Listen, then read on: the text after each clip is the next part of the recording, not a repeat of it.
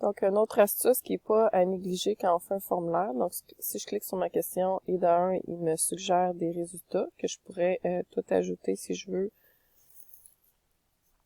en cliquant ici. Si je veux pas toutes les ajouter, je pourrais en ajouter rien qu'un en cliquant ici dessus. On peut voir qu'en bas ici, ça va avoir rajouté l'option 3/8. Donc, je vais l'annuler. Puis ensuite, on peut aller sur les 3 petits points ici, puis on peut faire mélanger les options. Ça veut dire que les choix de réponse vont être mélangés, ce qui va pour éviter le plagiat entre les élèves. Donc, c'est une option intéressante à clocher. Le obligatoire aussi, si on veut absolument que les élèves répondent à notre question avant d'envoyer le formulaire. Puis si je m'en vais dans un problème où j'ai pas utilisé les formules mathématiques, donc ici, je vais sur les 3 petits points, il va me suggérer si je veux le mettre en liste déroulante. Donc, des fois, ça peut faire peut-être un formulaire un peu moins long si on le met en liste déroulante. Donc, je pourrais choisir cette option-là.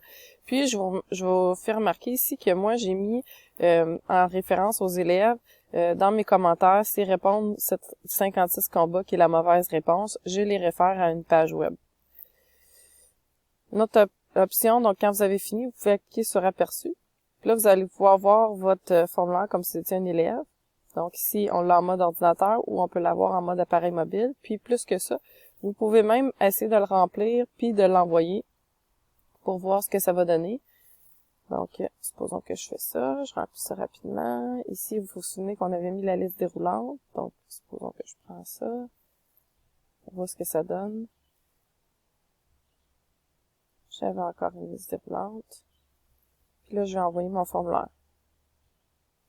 Puis là, je vais afficher les résultats. Puis là, vous voyez, j'ai ma note. Puis j'ai les commentaires que j'ai mis pour chaque mauvaise ou bonne réponse. Ils s'affichent. Puis, on va aller voir pour celle que j'avais mis un site web. Donc, vous voyez, le lien est cliquable pour l'adresse d'AlloProf. Par contre, c'est pas possible de mettre un lien sur un mot. J'ai essayé. Donc, la seule possibilité, c'est de copier-coller une adresse web, mais on peut pas la mettre sur un mot. Donc, voilà. C'est super intéressant.